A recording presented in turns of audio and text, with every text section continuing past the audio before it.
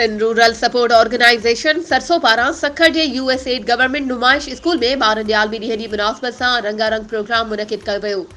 तक़रीब में हिस्सो वठंदड़ ॿारनि साइंसी हीरो ठाहे पंहिंजी सलाहियतनि जो मुज़ाहिरो कयो।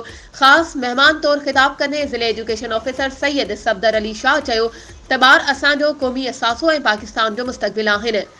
हुन चयो त ॿारनि जो आलमी ॾींहुं न रुॻो ॿारनि जे हक़नि जी पासदारी लाइ बल्कि हिकु बैनुल अक़वामी मुआहिदो थियण जो जशन आहे।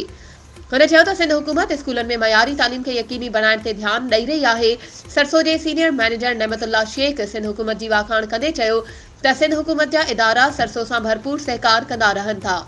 गवर्नमेंट यूएसएड स्कूल सखर जे हेड मास्टर निसार अहमद खोसो चयो त सरसो ऐं तालीम खातो गॾियल तौर ते ॿारनि जी तालीम जे हक़ खे लागू करण ऐं सिख्या लाइ साज़गार माहौल पैदा करण लाइ मुख़्तलिफ़ क़दम खणी रहिया आहिनि।